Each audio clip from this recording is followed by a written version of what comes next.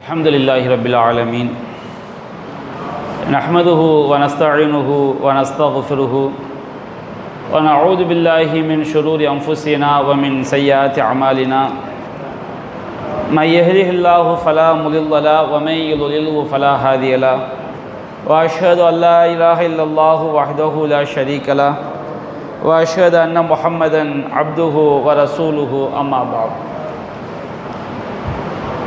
அன்பிற்குரிய சகோதரர்களே, அல்லாஹ்வுடைய மாபெரும் கிருபையினால் நாம் வாரந்தோறும் நடைபெறக்கூடிய இந்த ஹதீஸ் விளக்க உரை வகுப்பிலே சஹீஹுல் புகாரியின் விளக்க உரையை நாம் பார்த்து வருகின்றோம். கிதாபுல் இல்ம் என்ற தலைப்பின் கீழ் இடம்பெற்றிருக்கக்கூடிய நபிமொழிகளின் விளக்க உரையை நாம் பார்க்கிறோம். அந்த வரிசையிலே அல்லாஹ்வுடைய கிருபையினால் இன்றைய தினம் 45வது பாடமாக இடம்பெற்றிருக்கக்கூடிய நபிமொழியின் விளக்கத்தை நாம் தெரிந்து கொள்ளவிருக்கின்றோம். 45வது பாடம் என்னவென்று சொன்னால், பாபு மன் சஅல வஹுவ காயிமுன் ஆலிமன் ஜாலிசன். ஒரு மார்க்க அறிஞர் அமர்ந்திருக்கும் பொழுது நின்று கொண்டு அவரிடம் கேள்வி கேட்பது என்று இமாம் புகாரி அவர்கள் தலைப்பிட்டிருக்கிறார்கள். பொதுவாக மார்க்க சம்பந்தமாக மார்க்கம் அறிந்தவரிடம் கேள்வி எடுக்கும் பொழுது மார்க்கம் அதற்கான ஒழுக்கங்களையும் சில வழிமுறைகளையும் அல்லாஹ்வுடைய தூதர் நமக்கு கற்றுத்தந்திருக்கிறார்கள். அது தொடர்பாக பல்வேறு ஒழுக்கங்களை இமாம் புகாரி அவர்கள் நமக்கு தலைப்பிட்டு கூறி வருகின்றார்கள். அதில் ஒரு விஷயம் என்னவென்று சொன்னால், தேவைப்படும் பொழுது ஒரு மார்க்க அறிஞர் அமர்ந்திருக்கின்றார், அவரிடம் நின்று கொண்டு கேள்வி கேட்பது தவறில்லை என்ற கருத்திலே அவர்கள் தலைப்பிட்டிருக்கிறார்கள். அந்த தலைப்பின் கீழ் 123வது நபிமொழியாக இமாம் புகாரி அவர்கள் பின்வரக்கூடிய நபிமொழியை பதிவு செய்திருக்கின்றார்கள். ஆனால் அபி மூசா ரலியல்லாஹு அன்ஹு கால், அபு மூசா ரலியல்லாஹு அன்ஹு அவர்கள் அறிவிக்கிறார்கள், ஜா ரஜுலுன் இலன் நபி ஸல்லல்லாஹு அலைஹி வஸல்லம். ஒரு மனிதர் நபிகள் நாயகம் ஸல்லல்லாஹு அலைஹி வஸல்லம் அவர்களிடம் வந்தார். ஃபகால, அந்த மனிதர் கேட்டார், யா ரசூலல்லாஹ் மல் கிதாலு ஃபீ சபீலில்லாஹ். அல்லாஹ்வுடைய பாதையில் போரிடுவது என்றால் என்ன அப்படின்னு கேட்குறார். அவர் அந்த கேள்வியை கேட்டுவிட்டு அதை தொடர்ந்து கூறுகிறார், ஃபஇன்ன அஹதனா யுகாத்திலு கலபன். எங்களில் ஒருவர் அவர் கோபத்தின் காரணமாக சண்டையிடுகிறார், எதிரிகள் மீதுள்ள கோபத்தின் காரணமாக சண்டையிடுகிறார். வயுகாத்திலு ஹமியத்தன், இனமாச்சரியத்திற்காக தன்னுடைய குடும்பம், தன்னுடைய உறவு, தன்னுடைய பிள்ளை, தன்னுடைய நாடு, தன்னுடைய மொழி, இந்த மாதிரி விஷயத்திற்காக பேசுவது இனமாச்சரியம். இனமாச்சரியத்திற்காக ஒருவர் சண்டையிடுகின்றார் என்று ஒரு மனிதர் நபிகள் நாயகம் ஸல்லல்லாஹு அலைஹி வஸல்லம் கேட்கிறார். அல்லாஹ்வுடைய பாதையில் சண்டையிடுவதுனா என்ன? எங்களில் சில ஆள்கள் என்ன செய்கிறாங்க, எதிரிகள் மீது உள்ள கோபத்தால் சண்டையிடுறாங்க. சிலர் இனமாச்சரியத்திற்காக சண்டையிடுகிறார்கள். அப்படின்னா அல்லாஹ்வுடைய பாதையில் சண்டையிடுவது என்றால் என்ன அப்படின்னு செய்கிறாங்க, கேள்வி கேட்குறாங்க. அப்போ நபிகள் நாயகம் ஸல்லல்லாஹு அலைஹி வஸல்லம் அவர்கள் ஃபரஃபஅ இலைஹி ரஅஸஹு, தன்னுடைய தலையை அவரை நோக்கி உயர்த்தினார்கள். அப்போ இதிலிருந்து என்ன தெரியுதுன்னு சொன்னோம்னா, நபிகள் நாயகம் ஸல்லல்லாஹு அலைஹி வஸல்லம் அமர்ந்திருக்கிறார்கள், கேள்வி கேட்ப என்ன செய்கிறார், நின்று கொண்டு இருக்கிறார். இப்படி இருந்தால் மட்டும்தான் என்ன செய்ய முடியும், தலையை அவரை நோக்கி உயர்த்தினார்கள் என்று சொல்ல முடியும். அப்போ நபிகள் நாயகம் ஸல்லல்லாஹு அலைஹி வஸல்லம் அவர்கள் தன்னுடைய தலையை அவரை நோக்கி என்ன செய்கிறார்கள், உயர்த்துகிறார்கள். உயர்த்தி கால வமா ரஃபஅ இலைஹி ரஅஸஹு இல்லா அன்னஹு கான காயிமன். அறிவிப்பாளர் சொல்கிறாரு, அபு மூசா ரலியல்லாஹு அன்ஹு சொல்கிறாங்க, அவர் நின்று கொண்டு இருந்த காரணத்தினாலே தவிர நபிகள் நாயகம் ஸல்லல்லாஹு அலைஹி வஸல்லம் தலையை உயர்த்தவில்லை. ரசூல் ஸல்லல்லாஹு அலைஹி வஸல்லம் ஏன் தலையை உயர்த்தினாங்கன்னு சொன்னோம்னா, அவர் நின்று கொண்டிருந்த காரணத்தினால்தான் அவரை நோக்கி தலையை உயர்த்தினார்கள். அப்போ அல்லாஹ்வின் தூதர் சொன்னார்கள், மன் காத்தல லி தக்கூன கலிமத்துல்லாஹி ஹியல் உல்யா. யார் அல்லாஹ்வுடைய கொள்கை மேலோங்குவதற்காக சண்டையிடுகிறாரோ ஃபஹுவ ஃபீ சபீலில்லாஹ், அவர்தான் அல்லாஹ்வுடைய பாதையில் சண்டையிடக்கூடியவர் என்று நபிகள் நாயகம் ஸல்லல்லாஹு அலைஹி வஸல்லம் அவர்கள் அவருக்கு பதிலளித்தார்கள். இந்த ஹதீஸ் இமாம் புகாரி அவர்கள் எந்த தலைப்பின் கீழ் கொண்டு வந்தார்களோ அந்த தலைப்பிற்குரிய அம்சம் இதில் பொதிந்திருந்தாலும் இதில் அந்த தலைப்பை தாண்டி ஏராளமான சட்டங்கள் மார்க்கத்துடைய அடிப்படைகள் பொதிந்திருப்பதை நாம் பார்க்கிறோம். இந்த செய்தி சஹீஹுல் புகாரியில் நாம் இப்போ படித்த 123வது செய்தியாகவும், அதே போல் 2810வது ஹதீஸு, 3126, 7458 ஆகிய இலக்கங்களிலும் பதிவு செய்யப்பட்டிருக்கிறது. 2810வது நபிமொழியிலும் 3126வது நபிமொழியிலும் அது எப்படி பதிவு செய்யப்பட்டிருக்கிறது சொன்னால், காலர் அவர் அந்த ஒரு மனிதர் கேட்டார், ரஜுலு யுகாத்துலில் மகனம், ஒரு மனிதர் கனிமத்து பொருட்களை அடைவதற்காக, எதிரிகள் போரில் விட்டுட்டு போவாங்களா இல்லை வெற்றி பொருட்களை அடைவதற்காக ஒரு மனிதர் யுத்தம் செய்கிறார். ரஜுலு யுகாத்திலு லித்கிர், ஒரு மனிதர் புகழை அடைவதற்காக யுத்தம் செய்கிறார். ரஜுலு யுகாத்திலு லியுரா மக்கானஹு, ஒரு மனிதர் தான் இருப்பதை, தன்னுடைய இடத்தை அனைவரும் அறிய வேண்டும், தன்னுடைய இருப்பை காட்டிக் கொள்வதற்காக என்ன செய்கிறார், யுத்தம் செய்கிறார் என்று இந்த வார்த்தைகளை சொல்லி கேட்டபோது நபிகள் நாயகம் ஸல்லல்லாஹு அலைஹி வஸல்லம் அவர்கள், யார் அல்லாஹ்வுடைய கொள்கை மேலோங்குவதற்காக யுத்தம் செய்கிறார்களோ அவர்கள்தான் அல்லாஹ்வுடைய பாதையில் யுத்தம் செய்யக்கூடியவர்கள் என்று சொன்னதாக 2810, 3126 ஆகிய நபிமொழிகளில் இடம்பெற்றிருக்கிறது. 7458 எப்படி வருதுன்னு சொன்னோம்னா, அந்த மனிதர் ரசூலுல்லாஹ் கேட்டாராம், ரஜுலு யுகாத்திலு ஹமியத்தன், ஒரு மனிதர் என்ன செய்கின்றார், இனமாச்சரியத்திற்காக யுத்தம் செய்கின்றார். இன்னொரு மனிதர் யுகாத்திலு ஷுஜாஅத்தன், தன்னுடைய வீரத்தை காட்டுவதற்காக, தான் வீரன் என்று காட்டுவதற்காக யுத்தம் செய்கிறார். யுகாத்திலு ரியாஅன், முகஸ்துதிக்காக, பிறர் தன்னுடைய செயலை பார்க்க வேண்டும் என்று முகஸ்துதிக்காக யுத்தம் செய்கிறார். இந்த மூவரில் யார் அல்லாஹ்வுடைய பாதையில் யுத்தம் செய்பவர்கள் என்று கேட்டபோது நபிகள் நாயகம் ஸல்லல்லாஹு அலைஹி வஸல்லம் அவர்கள் முதல்ல சொன்ன பதிலை கூறியதாக புகாரி 7458வது செய்தியில் இடம்பெற்றிருக்கிறது. இந்த 4 நபிமொழிகளை இணைத்து பார்க்கும் பொழுது அல்லாஹ்வின் தூதரிடம் எப்படி கேள்வி முன்வைக்கப்படுகிறது, ஒருவர் எதிரிகள் மீது உள்ள கோபத்தாலோ அல்லது இனமாச்சரியம், ஹமியத்துன்னு சொன்னோம்னா என்னுடைய குடும்பம், என்னுடைய மனைவி, என்னுடைய மொழி, என்னுடைய நாடு, இந்த மாதிரி நோக்கத்துக்காக மட்டும் யுத்தம் செய்வது ஹமியத், இனமாச்சரியம். இன்னொரு மனிதன் செய்கின்றார், எதிரிகளுடைய வெற்றி பொருள் கனிமத்தை அடைவதற்காக யுத்தம் செய்கின்றார். அதே போன்று புகழுக்காக யுத்தம் செய்கின்றார், வீரத்தை காட்டுவதற்காக யுத்தம் செய்கின்றார், முகஸ்துதிக்காக யுத்தம் செய்கின்றார். இந்த 3 செய்தியையும் நாம் இணைத்து பார்க்கும்பொழுது இந்த 6 விஷயங்கள் அதில் என்ன செய்யப்படுது, சொல்லப்படுது.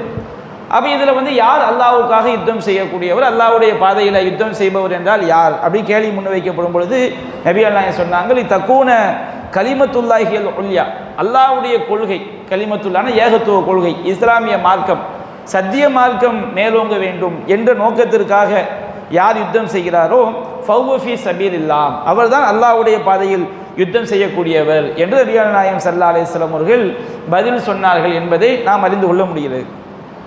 இந்த செய்திகளில் முதலாவதாக தலைப்பிற்கு சம்பந்தப்பட்ட விஷயம், ஒரு மார்க்க அறிஞர் அமர்ந்திருக்கும் பொழுது நின்று கொண்டு கேள்வி கேட்கலாம்னு சொன்னோம்னா, அவ்வாறு கேட்கக்கூடிய தோரணையில் நின்று கொண்டிருப்பவர் தன்னுடைய பெருமையோ தன்னுடைய அகம்பாவத்தையோ காட்டக்கூடிய வகையில் நின்று கொண்டு கேட்டால் அது கூடாது.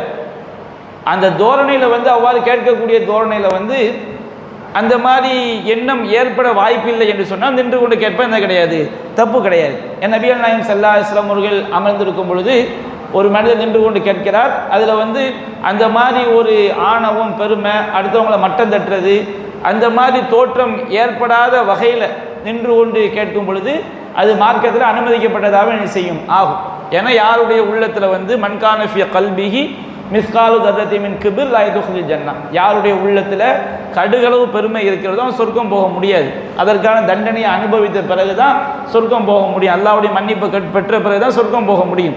அப்போ பெருமை என்பது எந்த இடத்துல செஞ்சிடக்கூடாது, வந்துவிடக்கூடாது. அடுத்து இந்த ஹதீஸில் நபிகள் நாயகம் ஸல்லல்லாஹு அலைஹி வஸல்லம் அவங்களுக்கு வழங்கப்பட்ட ஆற்றல் என்னன்னு சொன்னோம்னா, அவர்கள் அல்லாஹ்வின் தூதர் சொல்கிறாங்க, ஓட்டீத்து ஜவாமியல் கலீம், அதாவது ஏராளமான கருத்துக்களை உள்ளடக்கிய வார்த்தைகளை கொண்டு பேசுவது நபிகள் நாயகத்துக்கு வழங்கப்பட்டு. ரசூல் ஸல்லல்லாஹு அலைஹி வஸல்லம் அவங்க ஒரு பதில் சொல்லுவாங்க, அந்த பதில் இது போன்ற எத்தனை கேள்விகள் முன்வைக்கப்பட்டாலும் அத்தனை கேள்விகளுக்கு என்ன செய்யும், அது பதிலாக இருக்கும். நபிகள் நாயகம் ஸல்லல்லாஹு அலைஹி வஸல்லம் அவங்களுக்கு இது அல்லாஹ்வால் வழங்கப்பட்ட சிறப்பு. நபிகள் நாயகம் சொல்லி காட்டுறாங்க, உஅதீது ஜவாமியல் கலீம், எனக்கு வார்த்தைகள் ஏராளமான அர்த்தங்களை உள்ளடக்கிய வார்த்தைகளை கொண்டு பேசுவது எனக்கு வழங்கப்பட்டிருக்கிறது. நம்முடைய பேச்சுக்களை மாதிரி ரசூலுல்லாஹ்வுடைய பேச்சை நம்ம எடுத்துடக்கூடாது. நாம் என்ன செய்வோம், கறியை, இறைச்சியை, மாமிசத்தை மூணுமே என்னதுதான், ஒன்று தான். பொடி பொடியாக, துண்டு துண்டாக, பீஸ் பீஸாக, வெட்டி கொத்தி கொதறிம்போம், எல்லாமே என்னது தான், ஒரே வார்த்தையை தான். அப்போ நம்ம தேவையற்ற வார்த்தைகளை அதிகமாக நம்ம பயன்படுத்துவோம். ஆனால் ரசூல் ஸல்லல்லாஹு அலைஹி வஸல்லம் அவங்க பயன்படுத்தக்கூடிய வார்த்தைகளை நம்முடைய பேச்சுக்களை போன்று எடுத்துக்கொள்ளக்கூடாது. ஏன்னா அவங்க பேசக்கூடிய பேச்சில் ஏராளமான சட்டங்களுக்கு அதில் தீர்வு என்ன செய்யும், இருக்கும். அப்போ அந்த மாதிரி ஒரு வார்த்தை தான் ரசூல் ஸல்லல்லாஹு அலைஹி வஸல்லம் பயன்படுத்திய வார்த்தை. அந்த சஹாபி கேட்ட ஒவ்வொரு கேள்விக்கும் வீரத்தை காட்டுவதற்காக போர் செய்யலாமா, அது கூடுமா கூடாதா, அது இனமாச்சரியத்துக்காண்டி போர் செய்யலாமா, கோபத்தின் காரணமாக போர் செய்யலாமா, போருக்காக போர் செய்யலாமா, முகஸ்துதிக்காக போர் செய்யலாம், ஒன்னொன்னையாக எடுத்து இது கூடும் இது கூடாது என்று பதில் சொல்வதை விட ரசூல் ஸல்லல்லாஹு அலைஹி வஸல்லம் சொல்லக்கூடிய பதில் மிக தெளிவான ஒரு பதிலாக ஆகிவிடுகிறது. இது போன்ற 1000 கேள்விகள் முன்வைக்கப்பட்டாலும் இந்த 1000 கேள்விக்கும் பதில் விடுகிறது. மன் காத்தலில் தக்கூன கலிமத்துல்லாஹியல் உல்யா, அல்லாஹ்வுடைய கொள்கை மேலோங்குவதற்காக யார் யுத்தம் செய்கிறாரோ அவர்தான் அல்லாஹ்வுடைய பாதையில் யுத்தம் செய்யக்கூடியவர். அப்போ இந்த ஹதீஸ் நபிகள் நாயகம் ஸல்லல்லாஹு அலைஹி வஸல்லம் அவங்க சொன்ன பதில் இருக்கு பாருங்க, அந்த சஹாபி கேட்ட எல்லா கேள்விக்கும் பதிலாக அமைந்து விடுகிறது. அதுக்கு மேலே உள்ள அதிகமான தகவல்களையும் இது என்ன செய்து கொண்டு தருது. என்ன செய்தி, நம்ம மார்க்கத்துடைய அடிப்படையான விஷயம் என்ன, இன்னமல் அமாலு பின்னியாத், நபிகள் நாயகம் சொல்லியிருக்கிறாங்க, செயல்கள் அனைத்தும் எண்ணங்களை பொறுத்து தான் அமைகிறது. நாம் நல்ல செயல் என்று எதை செய்தாலும், இந்த ஹதீஸ் கெட்டது கிடையாது. ஒரு அந்நிய பெண்ணுடைய கையை பிடிச்சிட்டு என் தங்கச்சி மாதிரி நினைச்சேன்னு சொல்வதற்கு ஆதாரம் கிடையாது. நாம் ஒரு நல்ல செயல் செய்தோம் என்றால் நாம் எந்த எண்ணத்தில் செய்கிறோமோ அதுக்கு அல்லாட்ட, அந்த எண்ணத்தின் அடிப்படையில் தான் அல்லாட்ட கூலி கிடைக்கும். அப்போ இன்னமல் அமாலு பின்னியாத், செயல்கள் அனைத்தும் எண்ணங்களை பொறுத்து தான் அமைகிறது அப்படின்னு நபிகள் நாயகம் ஸல்லல்லாஹு அலைஹி வஸல்லம் அவங்க நமக்கு எல்லா நல்ல காரியங்களுக்கும், அணுகுல இருந்து மலையளவு உள்ள எந்த காரியமாக இருந்தாலும் சரி, எல்லா நல்ல காரியங்களுக்கும் அடிப்படை எண்ணம், இஹ்லாஸ், மன தூய்மை, இறையச்சம், இதுதான் பேசிக். இது இல்லாத நம்முடைய காரியங்கள் அல்லாஹ் செய்யப்படாது, ஏற்றுக்கொள்ளப்படாது. அப்போ அந்த அடிப்படையை இந்த ஹதீஸ் வலியுறுத்துவதை பார்க்கிறோம். இஹ்லாஸ் இல்லாமல் அல்லாஹ்வுடைய கொள்கை மேலோங்குவது தான் யுத்தத்துடைய அடிப்படை.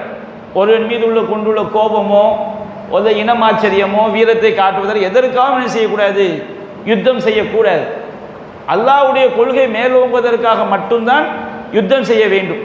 அப்போ யுத்தம் என்கிற மிகப்பெரிய விஷயமே இஹ்லாஸான முறையில் அமைந்திருந்தால் மட்டும்தான் அதற்கு கூலி கிடைக்கும் என்று சொன்னால், மற்ற நாம் செய்யக்கூடிய காரியங்கள், நாம் செய்யக்கூடிய நல்லறங்கள், இதற்கெல்லாம் எவ்வளவு மன தூய்மை எவ்வளவு முக்கியம் என்பதை செய்ய வேண்டும், பார்க்க வேண்டும். ஏன்னா யுத்தம் என்பது உயிரை கொடுக்கக்கூடிய விஷயம். அல்லாஹ் ரப்புல் ஆலமீன் ஒருத்தன் உயிரை கொடுக்க போகிறான், உயிரை கொடுப்பவனுக்கு அவன்கிட்ட மன தூய்மை இல்லாட்டாலும் உயிரை கொடுத்துட்டானே அப்படின்னு சொல்லி விட்டுவிட முடியாது. அல்லாஹ் ரப்புல் ஆலமீன் அப்படி பார்க்கல. அவன் உயிரை கொடுக்கக்கூடிய விஷயமாக தான் மிகப்பெரிய தியாகமாக இருந்தாலும் எதற்காக செய்தான், அவனுடைய உள்ளத்தில் எந்த எண்ணம் இருந்தது. நாம் பல உரைகளில் கேள்விப்பட்டது தான், ஒரு மார்க்க அறிஞர், உயிர் தியாகி, செல்வந்தர், இவங்கள்ட்ட இஹ்லாஸ் இல்லாத காரணத்தினால அந்த 3 பேருமே நரகத்தில் தூக்கி வீசப்பட்டார்கள் அப்படிங்கிற செய்தியை நம்ம பல உரைகள் என்ன செஞ்சுருக்கோம், கேள்விப்பட்டிருக்கோம். அப்போ இந்த செய்தி இஹ்லாஸுடைய முக்கியத்துவத்தை, எந்த ஒரு செயலாக இருந்தாலும் நம்முடைய எண்ணம் முக்கியம், மன தூய்மை முக்கியம் என்பதை இது எடுத்து காட்டுகிறது. அடுத்து ஒரு முஜாஹித் என்பவர், அல்லாஹ்வுடைய பாதை தியாகம் செய்யக்கூடிய, இன்றைக்கு நாம் பலரையும் முஜாஹித் என்று சொல்கிறோம், உயிரை இழந்துட்டாலே முஜாஹித் நம்ம சொல்கிறோம். உண்மையிலே ஒரு முஜாஹிதுடைய சிறப்பு எதில் உள்ளடங்கியிருக்குன்னு சொன்னோம்னா, அவர் இறைவனுடைய கொள்கை மேலோங்குவதற்காக, தௌஹீது கொள்கை மேலோங்குவதற்காக உயிர் நீத்தார் என்பதில் தான் அல்லாஹ்வுடைய இறைவன் அவருக்கு வழங்கக்கூடிய அருள், இறைவன் அவருக்கு வழங்கக்கூடிய கபருடைய வாழ்க்கையில் உள்ள அந்த பர்சகுடைய வாழ்க்கை அல்ல உள்ள சிறப்பு, மறுமையுடைய வாழ்க்கையுடைய சிறப்பு எல்லாமே எதில் தான் இருக்குது, இறைவனுடைய கொள்கைக்காக, தௌஹீது கொள்கைக்காக உயிர் துறப்பதில் தான் இருக்கிறது. தௌஹீது கொள்கையினுடைய முக்கியத்துவத்தை இது என்ன செய்து காட்டுது. வேறு எந்த நோக்கத்துக்கு, இது தௌஹீத் என்பது அடிப்படையாக இல்லாமல் இப்போ சில விஷயங்கள் வந்து அடிப்படையான நோக்கம் இஹ்லாஸாக இருந்து அதில் வேறு சில காரணங்கள் கலந்திருக்கும் என்றால் அது நல்ல காரணமாக இருந்தால் அல்லாஹ் கூலி கொடுப்பான். எப்படி காரணம், எப்படி நல்ல காரணம்? ஒரு சமுதாயம் வந்து கொடுமைப்படுத்தப்படுறாங்க. அப்போ தௌஹீதுக்காண்டி தான் சஹாபாக்கள் மக்கா காஃபிர்களால் என்ன செய்யப்பட்டாங்க, கொடுமைப்படுத்தப்பட்டாங்க, அநீதி இழைக்கப்பட்டாங்க. பத்ர் யுத்தம், உஹது யுத்தம், ஹந்தக் யுத்தம், பல்வேறு யுத்தங்கள் என்ன செஞ்சாங்க, சந்தித்தார்கள். இந்த எல்லா யுத்தங்களிலும் இறை தூதருடைய நோக்கம், சஹாபாக்களுடைய நோக்கம் எதுவாக இருந்துச்சு? ஓரிரை கொள்கை மேலோங்க வேண்டும் என்பது மட்டும்தான் அதில் உள்ளடங்கி இருந்துச்சு. அதோடு எதுவும் சேர்ந்து இருந்தது என்று சொன்னால் நமக்கு வெற்றி கிடைத்தால் நமக்கு என்ன கிடைக்கும், கனிமத்து கிடைக்கும் அப்படிங்கிற எண்ணம். அது இதுதான் அடிப்படையாக இருந்து சில எண்ணங்கள் அனுமதிக்கப்பட்ட எண்ணங்கள் இருந்தால் தப்பு கிடையாது. கனிமத்து மட்டுமே அடிப்படையாகிடக்கூடாது. அல்லாஹ்வுடைய கொள்கை மேலோங்குவதற்காக யுத்தம் செய்கிறோம், வெற்றி கிடைத்தால் நமக்கு என்ன செய்யணும், கனிமத்து கிடைக்கும். ரெண்டாவது, அந்த மக்கா காஃபிர்கள் சஹாபாக்கள் அவ்வளவு அநியாயம் பண்ணியிருந்தாங்க, கொடுமை பண்ணியிருந்தாங்க. அப்போ அல்லாஹ்வுடைய கொள்கை மேலோங்க வேண்டும் என்ற அடிப்படையாக இருந்து நமக்கு இந்த அளவுக்கு அநியாயம் பண்ணியிருக்கிறாங்க, அதுக்கு நாம் என்ன செய்யணும், அவங்கள வந்து எதிர்த்தாக்குதல் தொடுக்க வேண்டும் என்பது அதில் சேர்ந்திருந்தால் தப்பு கிடையாது. இதுக்கெல்லாம் மற்ற மற்ற ஆதாரங்கள் குர்ஆனில் சொல்லுது. அதாவது எவர்கள் அநீதி இழைக்கப்பட்டார்களோ அவர்களுக்கு அநீதி இழைக்கப்பட்ட காரணத்தினால் யுத்தம் செய்வது என்ன செய்யப்படி அனுமதிக்கப்பட்டிருக்கிறது. அடிப்படையாக நோக்கம் இதுதான், அல்லாஹ்வுடைய கொள்கை மேலோங்க வேண்டும் என்பது தான். அதனோடு மார்க்கம் அனுமதித்த காரணங்கள், கனிமத்து பெறுவது மார்க்கம் அனுமதித்திருக்கிறது. அதே போன்று ஒரு அல்லாஹ்காண்டி கோபப்படுறான் எதிரிகள் மேலே, அல்லாஹ்காண்டி உள்ள கோபம் இருக்கு பாருங்க, மார்க்கத்தில் அனுமதிக்கப்பட்ட கோபம். அந்த கோபத்தினால ஒருத்தன் யுத்தம் செய்தாலும் அது என்ன செய்யாது, குற்றமாக. ஆனால் எது மட்டும் அது அறவே வரக்கூடாத விஷயங்கள் இது. முகஸ்துதி என்பது செஞ்சிடக்கூடாது, எந்த நேரத்திலும் அறவே வந்துவிடக்கூடாது. வீரத்தை காட்டுவது அந்த பெருமை அறவே செய்யக்கூடாது, வந்துவிடக்கூடாது. எந்த ஒரு காரணமும் அனுமதிக்கப்பட்ட விஷயமா இருந்தாலும் சரி, அது மட்டுமே பிரதான நோக்கமாக என்ன செஞ்சிடக்கூடாது, ஆகிவிடக்கூடாது. அப்போ அடிப்படையான நோக்கம் இஹ்லாஸ். இந்த இஹ்லாஸோடு சில விஷயங்கள் சேர்ந்திருந்தால் குற்றம் இல்லை. கனிமத்து கிடைப்பது, நம்ம அநீதி இழைக்கப்பட்டிருக்கோம், அதற்கு நாம் என்ன செய்யணும், எதிர்த்தாக்குதல் தொடுக்க வேண்டும், அல்லாஹ்வுக்காக கோபப்படுவது, இதெல்லாம் என்ன கிடையாது, குற்றம் கிடையாது. அதே நேரத்தில் சில விஷயங்கள் எல்லா நேரத்திலுமே என்ன செய்யப்பட்டிருக்கு, தடுக்கப்பட்டிருக்கு. முகஸ்துதி, தங்களுடைய இருப்பை காட்டுவதற்காக செய்வது, புகழுக்காக செய்வது, இந்த மாதிரி நோக்கங்கள் இருக்கும் என்று சொன்னால் அது அளவே என்ன செய்யாது, அது இணைந்து விடும் என்று சொன்னால் அது அந்த அமலையே பால்படுத்தி விடும். நபிகள் நாயகம் ஸல்லல்லாஹு அலைஹி வஸல்லம் அவங்கள்ட்ட வந்து ஒரு சஹாபி கேட்கிறார், அல்லாஹ்வின் தூதரே, ஒரு மனிதர் யுத்தம் செய்கிறார், எல்தமிசுல் அஜ்ர வ திக்ர, அவர் நன்மையையும் எதிர்பார்க்கிறார், புகழையும் எதிர்பார்க்கிறார். அப்போ நபிகள் நாயகம் சொன்னாங்க, லைஸ லஹு ஷைஉன், அவருக்கு என்ன செய்யாது, எதுவும் கிடையாது. அந்த சஹாபி ரெண்டாவது தடவையும் கேட்கிறார், எல்தமிசுல் அஜ்ர வ திக்ர, நன்மையும் எதிர்பார்க்கிறார், புகழையும் எதிர்பார்க்கிறார். லைஸ லஹு ஷைஉன், அவருக்கு எதுவும் இல்லை ரசூலுல்லாஹ் சொல்றாங்க.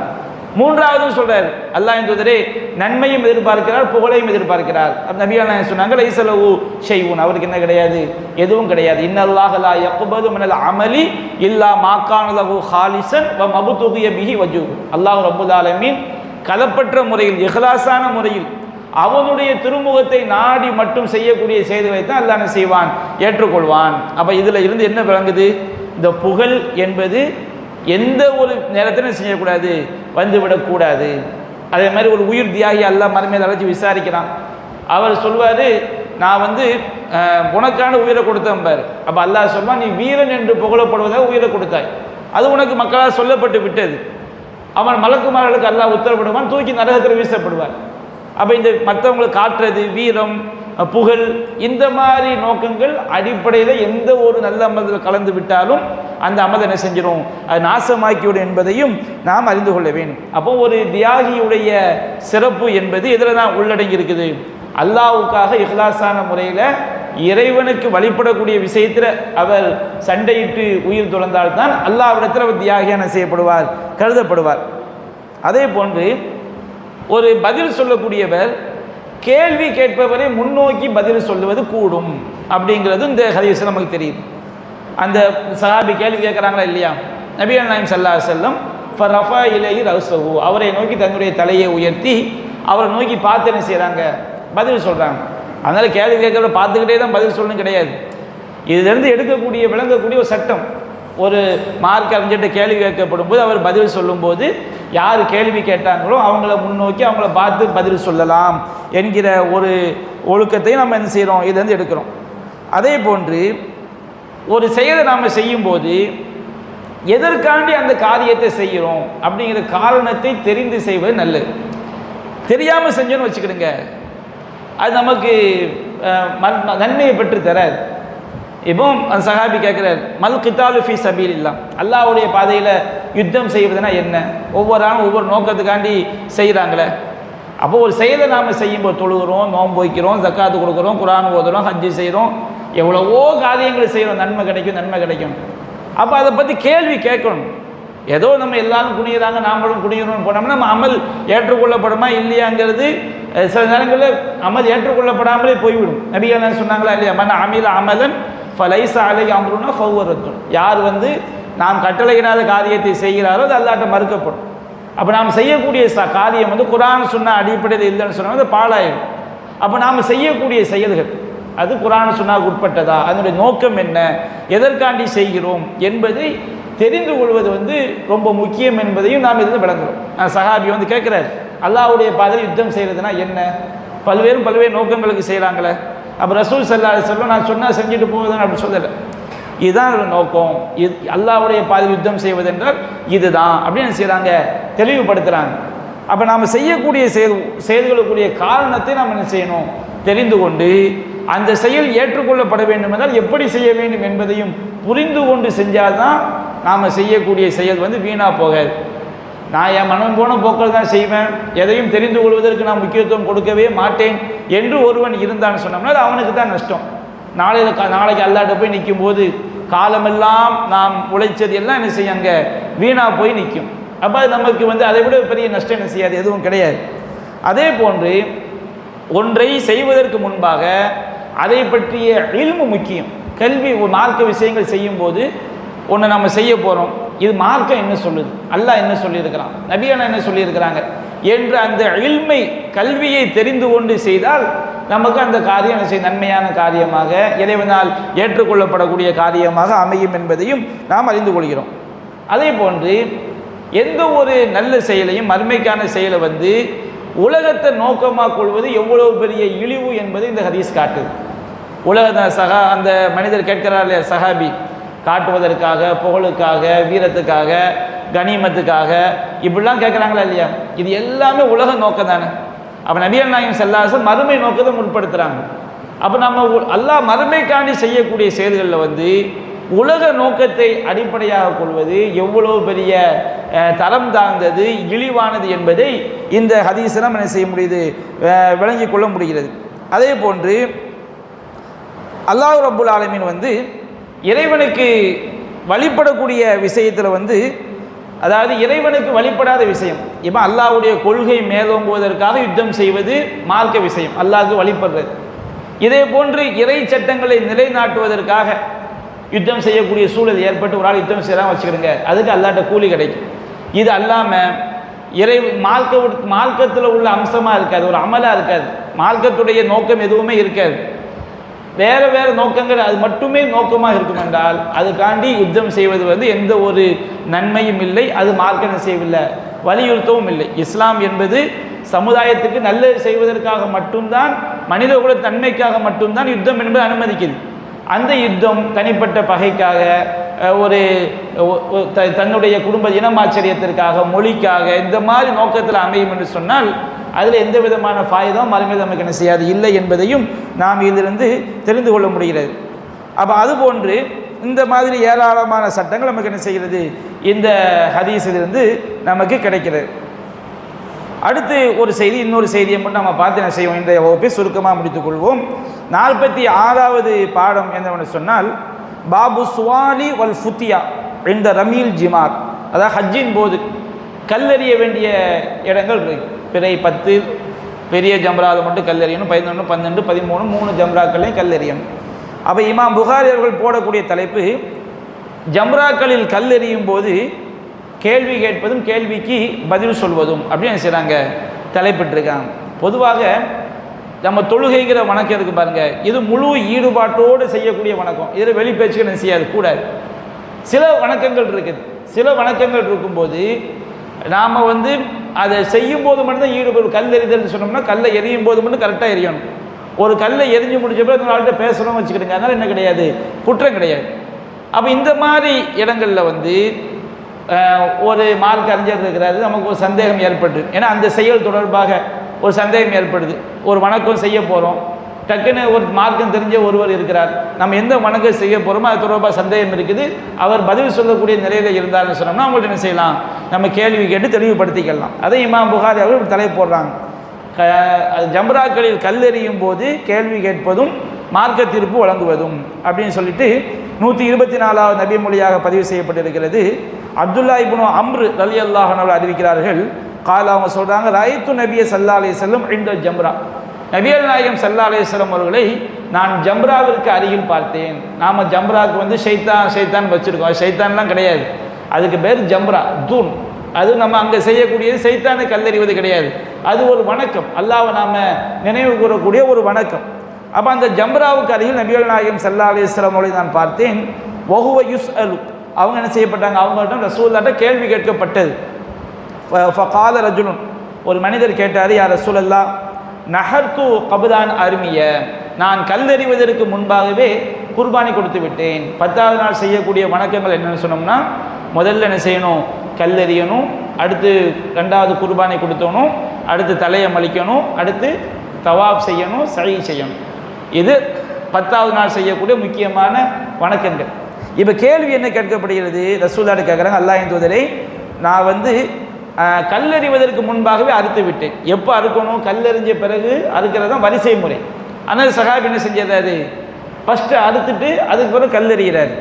அப்போ நபியா நாங்கள் சொன்னாங்க, இர்மி, நீ கல்லெறிந்து கொள் லாஹரஜ், நீ அது முதல்ல அறுத்துட்ட, நீ கல்லெறிந்து கொள் லாஹரஜ், அதில் என்ன கிடையாது, எந்த பிரச்சனையும் கிடையாது. அகாதுல் ஆஹர். இன்னொரு சஹாபி கேட்குறாரு, யார் ரசூலல்லாஹ் ஹலப்து கபுல அன்ஹர, நான் அறுப்பதற்கு முன்பாகவே, ஹலப்து கபுல அன்ஹர, நான் அறுப்பதற்கு முன்பாக தலையை மலித்து விட்டேன். தலையை மலித்தல் என்பது அறுத்த பிறகுதான், முதல்ல கல்லெறியணும், அடுத்து குர்பானி கொடுக்கணும், அடுத்து என்ன செய்யணும், தலையை மலிக்கணும். இந்த சஹாபி என்ன கேட்குறாரு, அல்லாஹ்வின் தூதரே, நான் அறுப்பதற்கு முன்பாகவே தலையை என்ன செய்து விட்டேன், மலித்து விட்டேன் அப்படிங்கிறாங்க. அப்போ நபிகள் நாயகம் சொன்னால், இன்ஹர், நீ அறுத்துக்கொள், வலா ஹரஜ், அதில் எந்த விதமான குற்றமும் இல்லை அப்படின்னதான். ஃபமா சுயில அன் ஷையின் குத்திம வலா உஹிர, அந்த 10வது நாள் துல்ஹஜ் 10 அன்று செய்ய வேண்டிய வணக்கங்களில் எது முற்படுத்தப்பட்டது பிற்படுத்தப்பட்டது என்று கேட்கப்பட்டாலும், இல்லா கால இஃப்அல் வலா ஹரஜ், நீ செய், அதில் எந்த குற்றமும் இல்லை அப்படின்னு சொல்கிறாங்க ரசூல் ஸல்லல்லாஹு அலைஹி வஸல்லம் வந்து பதில் சொல்கிறாங்க. அப்போ இந்த தலைப்புக்கு இதில் உள்ள சம்பந்தம் என்னன்னு சொன்னோம்னா, நபிகள் நாயகம் ஸல்லல்லாஹு அலைஹி வஸல்லம் ஜம்ராவில் கல்லெறியும் போது அவங்களுக்கு என்ன செய்யப்படுது, கேள்வி கேட்கப்படுது. அப்போ ஒரு சில வணக்க வழிபாடுகளில் மூழ்கியவர்களாக இல்லாமல் இருக்கும்போது, அவங்க கேள்வி கேட்டால் பதில் சொல்லக்கூடிய நிலையில் இருக்கும்போது நாம் அவங்கள்ட்ட என்ன செய்யலாம், கேள்வி கேட்டு பதிலை தெரிந்து கொள்ளலாம். அதுபோன்று 10வது நாள் செய்யக்கூடிய வணக்கங்களை வந்து ஹஜ்ஜில் செய்யக்கூடிய வணக்கங்கள் வரிசைப்படி செய்ய வேண்டும் என்பது கட்டாயம் கிடையாது. அது வரிசை மாற்றி மாற்றி செஞ்சுக்கலாம். 10வது நாள் மட்டும் ஒரு ஆள் முதல்ல என்ன செய்கிறாரு, சை செய்கிறாரு, அதுக்கு பிறகு கல்லெறிகிறாரு, அதுக்கு பிறகு தலையை மலிக்கிறாரு, அதுக்கு பிறகு தவாப் செய்கிறாரு, எப்படி மாற்றி மாற்றி செஞ்சால் அது என்ன கிடையாது, குற்றம் கிடையாது. வரிசையாக செய்தால் சிறந்தது. ஒரு ஆள் வந்து அங்கே எல்லாருமே வரிசையாக செய்யணும்னு வச்சுக்கிடுங்க, அதிகமான மக்கள் ஹஜ்ஜு செய்ய முடியாது. 30 லட்சம் பேர் 32 லட்சம் மக்கள் வர்றாங்க, எல்லாம் நீ முதல்ல போய் என்ன செய்யணும், ஜம்ராவில் கல்லெறியணும், எல்லாரும் 32 லட்சம் பேர் எரிஞ்ச பிறகு தான் 32 லட்சம் பேர் அறுத்து பழையணும், 32 லட்சம் பேர் அதுக்கு பிறகு தான் தலையை மலிக்கணும் சொன்னோன்னு வச்சுக்கிடுங்க, யாருமே வணங்க செய்ய முடியாது. கொஞ்சம் பேர் அங்கே செய், கொஞ்சம் பேர் இங்கே செய், இப்படி ரசூல் ஸல்லல்லாஹு அலைஹி வஸல்லம் அவங்களுடைய வார்த்தைகள் வந்து எவ்வளோ அற்புதமான வார்த்தைன்னு பார்க்கணும். வரிசையாக செய்ய முடிந்தால் சிறந்தது. வரிசையாக செய்ய முடியலையா, 10வது நாள் செய்யக்கூடிய வணக்கங்களை வந்து மாற்றி மாற்றி என்ன செய்யலாம். ஒரு சில அறிவிப்புகளில் எப்படி வருது, கேள்வி கேட்கக்கூடிய சஹாபி எப்படி கேட்க, அல்லாஹ்வின் தூதரே, நான் தெரியாமல் முன்கூட்டியே அறுத்து விட்டேன், தெரியாமல் முன்கூட்டியே மலித்து விட்டேன் அப்படின்னு சொல்கிறாங்க. கேள்வி கேட்பவர் தெரியாமல் செஞ்சிருந்தாலும், தெரியாமல் செய்து விட்டேன்னு சொன்னாலும், நபிகள் நாயகம் ஸல்லல்லாஹு அலைஹி வஸல்லம் சொல்லக்கூடிய பதில் இருக்கு பாருங்க, அந்த பதிலில் வந்து தெரிஞ்சே மாற்றி செஞ்சாலும் என்ன கிடையாது, குற்றம் கிடையாது. ரசூல் என்ன சொல்கிறாங்க, இஃப்அல் லா ஹரஜ், நீ செய், அதனால் எந்த குற்றமும் இல்லை அப்படின்னு நபிகள் நாயகம் சொல்கிறாங்க. அப்போ இறை தூதர் சொல்லக்கூடிய பதில் என்பது பொதுவான ஒரு பதில். ஒருவன் தெரியாமல் செய்தாலும் குற்றம் கிடையாது. இஃப்அல் லா ஹரஜ், நீ செய் குற்றம் இல்லை அப்படிங்கிற இந்த வார்த்தை இருக்கு பாருங்க. இது தெரியாமல் செய்கிறவங்களுக்கு மட்டும் கிடையாது. ஏன்னா ஒருவர் வரிசையாக செய்கிறது தான் கரெக்டாக வரிசையாக மட்டும்தான் செய்ய வேண்டும். அப்படி இருக்கும் நான் ரசூல் என்ன பதில் சொல்லியிருப்பாங்க, நீ இப்போ செஞ்சது ஓகே, இன்னும் அப்படி செய்யாதன்னு சொல்லியிருப்பாங்க. ஆனால் ரசூல் அப்படி எந்த நிபந்தனையும் என்ன செய்யலை, வைக்கல. இஃபால், நீ செய், வலா ஹரஜ், உனக்கு எந்த குற்றமும் இல்லை என்று நபிகள் நாயகம் சொன்ன அந்த வார்த்தை ஒருவர் தெரிந்தே மாற்றி மாற்றி செஞ்சாலும் குற்றம் கிடையாது, தெரியாமல் ஒரு ஆள் மாற்றி மாற்றி செஞ்சால் என்ன கிடையாது, குற்றம் கிடையாது. அப்போ இந்த வசனத்தில் இந்த நபிமொழியிலிருந்து அதற்குரிய சட்டத்தை நம்ம என்ன செய்கிறோம், விளங்கிக் கொள்கிறோம். அதுபோன்று இதில் நம்ம ஹஜ்ஜுடைய எல்லா கிரியைகள்லையும் பேசினா குற்றம் கிடையாது. தவாப் செய்யும்போது தேவைப்பட்டால் பேச, அதுக்குன்னு பேசிக்கிட்டே தவாப் செய்ய முடியாதுல்ல. தவாப் செய்கிறோம், ஏதாவது பக்கத்தில் ஒரு ஆள்கிட்ட பேசினா குற்றம் கிடையாது. சை செய்கிறோம், அது பேசினா குற்றம் கிடையாது. மினாவில் தங்கி இருக்கும்போது, அரஃபால் தங்கி இருக்கும்போது, கல்லெறியும் போது, எந்த ஒரு நிலைகள்லையும் ஹஜ்ஜு கிரியைகளில் தொழுகையை தவிர மற்ற இடங்களில் தேவையான பேச்சுக்கள் பேசுவதனால் குற்றம் இல்லை அப்படிங்கிற இந்த விஷயத்தை நம்ம என்ன செய்கிறோம், சட்டம் எடுக்கிறோம். அது மாதிரி நபிகள் நாயகம் ஸல்லல்லாஹு அலைஹி வஸல்லம் அவங்க ஒரு வாகனத்துக்கு மேலே இருந்தால் என்ன செய்கிறாங்க, பதில் சொல்கிறாங்க. அப்போ அதனால் ஒரு கேள்வி கேட்கும்போது ஒரு வாகனத்தின் மீது இருந்து, ஒரு மேடைக்கு மேலே இருந்தோ ஒரு வாகனத்தின் மீது இருந்தோ பதில் சொல்ல என்ன கிடையாது, குற்றமில்லை என்பது போன்ற பல சட்டங்கள் நாம் என்ன செய்கிறோம், இதிலிருந்து விளங்கிக் கொள்கிறோம். அல்லாஹ் ரப்புல் ஆலமீன் அவனுடைய இறை தூதரின் வழிகாட்டுதல்களை அது சரியாக விளங்கி அதிலிருந்து படிப்பினைகளை சட்டங்களை பெற்று பின்பற்றி வாழக்கூடிய நன்மக்களாக நம் அனைவரையும் ஆக்கி அருள் புரிவானாக. வாஹிரு தஅவானா அனில் ஹம்துலில்லாஹி ரப்பில் ஆலமீன். அஸ்ஸலாமு அலைக்கும்.